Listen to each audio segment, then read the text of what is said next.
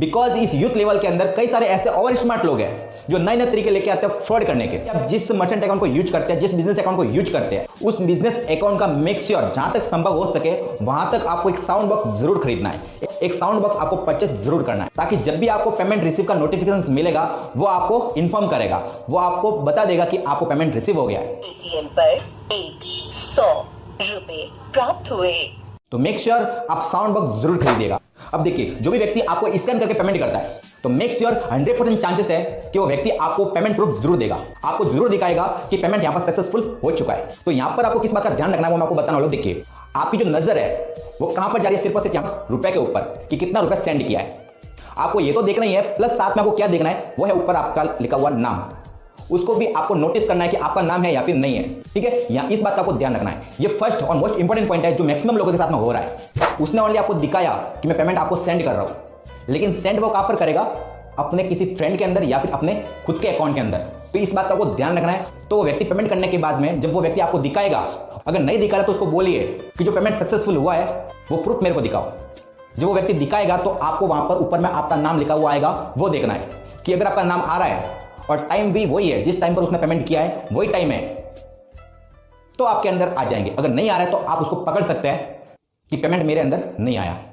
UPI application से इस्तेमाल करने के पीछे हमारा एक ही पर्पज है कि हमारा टाइम सेव हो रहा है, प्लस हम सेफ फील कर रहे हैं।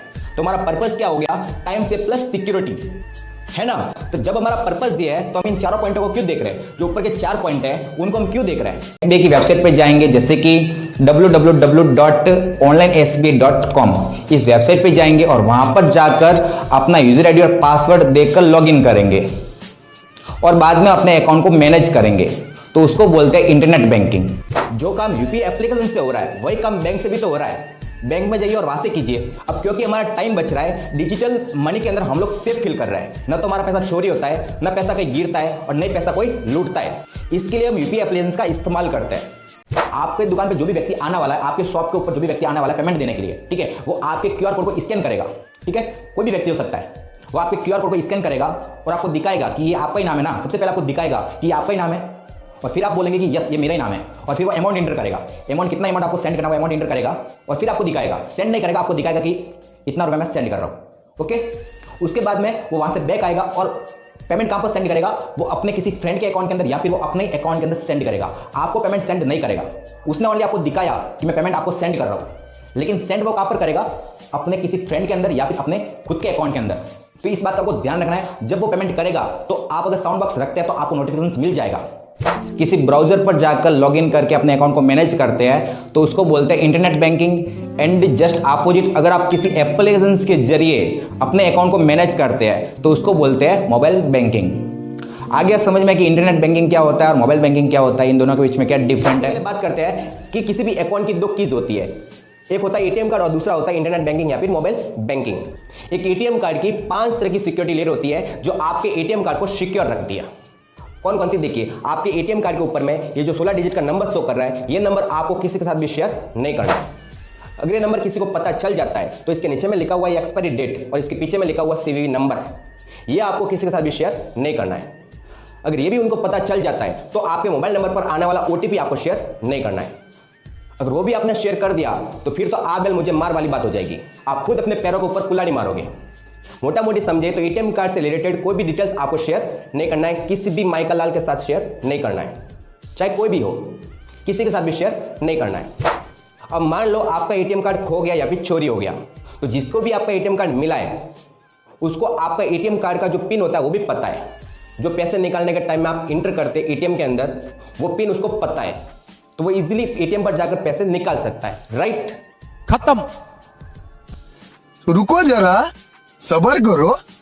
नहीं निकालेगा, वो पैसे नहीं निकाल सकता, बिकॉज यहां पर काम करती है एटीएम कार्ड की सिक्योरिटी लेयर, जो यहां पर हाल ही में अपडेट की गई है। और ये सिक्योरिटी लेयर मुझे काफी ज्यादा पसंद आई। देखिए काम कैसे करती है वो देखिए। जब वो व्यक्ति एटीएम पर जाएगा और विड्रॉल प्रोसेस कंप्लीट करेगा तो आपके मोबाइल नंबर पर एक ओटीपी आएगा। तब आपके मोबाइल नंबर पर एक ओटीपी आएगा, जब तक ओटीपी फिल नहीं करेगा तब तक पैसे बाहर नहीं निकलेंगे। तो कुल मिला के अगर आपका एटीएम कार्ड खो जाता है तो आपको घबराने की जरूरत नहीं है, बस आपको अवेयर रहना है कि आपके मोबाइल नंबर पर आने वाला ओटीपी उस व्यक्ति के हाथ में न लगे। अब बढ़ते हैं अगले पॉइंट की ओर। जो दूसरा पॉइंट है वो ये है कि आपकी इंटरनेट बैंकिंग या फिर मोबाइल बैंकिंग, उसका जो यूजर आईडी और पासवर्ड है उसको आप अपने मोबाइल के अंदर ही लॉगिन करो। दूसरे व्यक्ति के मोबाइल के अंदर आपको लॉगिन करने की जरूरत नहीं है। अपने मोबाइल के अंदर ही लॉगिन करके उसका इस्तेमाल करो, और नहीं आपको यूजर आईडी और पासवर्ड किसी का शेयर करना है। अपने तिजोरी की चाबी किसी को भी नहीं देना है। अगर दे दी तो कभी ना कभी तो वो उसके अंदर से चोरी करेगा तो करेगा। आपको बिल्कुल भी अवेयर रहना है, बिल्कुल भी आपको लापरवाही नहीं करना है इस बात को लेकर कि एटीएम कार्ड का डिटेल्स आपको किसी के साथ भी शेयर नहीं करना है, और नहीं आपको इंटरनेट बैंकिंग का जो यूजर आईडी और पासवर्ड है वो शेयर करना है। दोस्तों, आजकल की जनरेशन के अंदर इंटरनेट का ज़माना है। हर कोई लोग इंटरनेट को यूज करते हैं और ज़्यादातर लोग अपने मोबाइल के अंदर ही इंटरनेट को एक्सेस करना पसंद करते हैं। बट ज़्यादातर लोगों की समस्या देखी गई है कि उनके मोबाइल के अंदर इंटरनेट की स्पीड काफ़ी स्लो होती है, उनके मोबाइल के अंदर इंटरनेट चलते नहीं है। अगर आपके साथ में भी ये समस्या हो रही है तो आप निश्चिंत हो जाइए, आपका प्रॉब्लम सॉल्व हो जाएगा। आपको क्या करना पड़ेगा कि आपका जो एक्सेस पॉइंट है उसको आपको रीसेट कर देना है, जिसको हम एपीएन बोलते हैं। उसको रीसेट करके एक नया वाला एपीएन आपको क्रिएट करना पड़ेगा। एपीएन की सेटिंग आपको कुछ इस तरह से करनी पड़ेगी। एक बात आपको और ध्यान रखना है कि आप जिस सिम कार्ड से इंटरनेट को यूज कर रहे हैं उसी सिम कार्ड को अपने मोबाइल के अंदर सिम नंबर 1 के अंदर आपको इंसर्ट करना पड़ेगा, न कि 2 के अंदर। 1 नंबर के अंदर इंसर्ट करने के बाद आप इंटरनेट को यूज कीजिएगा, आपको काफ़ी ज़्यादा डिफरेंस देखने को मिलेगा। ऐसे बेहतरीन फैक्ट के लिए आप हमारे यूट्यूब चैनल को सब्सक्राइब जरूर कीजिएगा। धन्यवाद। वो कौन सा यूपीआई एप्लीकेशन है जो सबसे ज़्यादा बेहतर है? आपको जो देखना है वो है सिक्योरिटी, जो 5वां पॉइंट। यही तो आपका पर्पस है। आपको उस एप्लीकेशन का इस्तेमाल करना है जो सिक्योर हो, जिसके अंदर आप सिक्योर हो, जिसके अंदर आपका अकाउंट सिक्योर हो और जिसके अंदर आपका डाटा सिक्योर हो। ऐसी एप्लीकेशन का आपको इस्तेमाल करना है। किसी भी एप्लीकेशन की सिक्योरिटी देखना है तो उसका प्रीवियस रिकॉर्ड देखिए। पास्ट में कितने फ्रॉड हुए हैं, कितना पेमेंट हुआ है, और जितना पेमेंट हुआ है उसके अंदर सक्सेसफुली कितना हुआ और फेल कितना हुआ है, और जो फ्रॉड हुआ है उसमें इनडायरेक्ट फ्रॉड किया हुआ है और डायरेक्ट फ्रॉड किया हुआ है। ये आपको एनालाइज करना है। देन आपको ऑटोमेटिक रियलाइज होगा कि आपको कौन सा एप्लीकेशन इस्तेमाल करना है। ठीक है, तो हम इसको सबसे पहले ओपन करेंगे। तो देखिए, ओपन करने के बाद हमको मिलेगा एक एटीएम कार्ड, उसके अलावा हमको मिलेगा एक कार्ड मैनेजमेंट टूल, जिसके अंदर बिल्कुल साफ साफ लिखा होता है कि कैसे आप इसका पिन जनरेट कर सकते हैं। ठीक है, नॉर्मली आपको 4 वे मिलते हैं, ठीक है, जिसके थ्रू आप पिन जनरेट कर सकते हैं। नंबर 3rd वे है वो है यहाँ पर थ्रू एसएमएस। ठीक है, एसएमएस के थ्रू आप पिन जनरेट कर सकते हैं। वेल, बिल्कुल सही पढ़ा आपने। एनईएफटी, आरटीजीएस और आईएमपीएस, ये क्या है? तो देखो, जहां तक ऑनलाइन पेमेंट की बात है तो ऑनलाइन पेमेंट करना आजकल घर घर हो गया है। जिसको भी देखे ऑनलाइन ट्रांजैक्शन करना चाहता है, जिसको भी देखे ऑनलाइन पेमेंट करना पसंद करता है। और ऑनलाइन पेमेंट करने के लिए हम फोन पे, गूगल पे, पेटीएम जैसी कई तरह की प्राइवेट एप्लीकेशन का इस्तेमाल करते हैं। तो किसी भी एप्लीकेशन का इस्तेमाल करो, सभी के सभी एप्लीकेशन सिर्फ एक ही ब्रांड को फॉलो करते हैं, सिर्फ एक ही ब्रांड के रूल्स को फॉलो करते हैं, और उस ब्रांड का नाम है यूपीआई, यूनिफाइड पेमेंट इंटरफेस।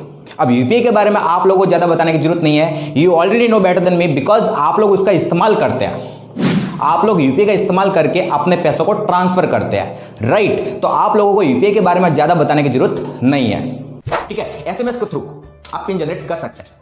अब आपको एसएमएस कैसे करना है वो देखिए, वो मैं आपको बता देता हूं ताकि आपको इजी समझ में आ जाएगा। देखिए, आपको एसएमएस लिखना है। सबसे पहले आपको PIN टाइप करना है, PIN, उसके बाद स्पेस, उसके बाद में आपको कार्ड का जो 4 डिजिट है लास्ट का वो लिखना है। ठीक है, आपके कार्ड के ऊपर जो नंबर लिखा हुआ है उसका लास्ट का 4 डिजिट आपको लेना है और वो लिखना है। उसके बाद आपको फिर स्पेस देना है। उसके बाद आपको अकाउंट नंबर का लास्ट का 4 डिजिट लेना है, जो आपका खाता नंबर है उसके लास्ट का 4 नंबर आपको लेना है, और आपको एसएमएस करना है 567676 के ऊपर आपको सेंड कर देना है। ठीक है, सेंड करने के बाद आपको एक एसएमएस मिलेगा। उस एसएमएस के अंदर जो ओटीपी का एसएमएस होगा, ठीक है, और वो ओटीपी आपको 2 दिन के लिए वैलिड होगा।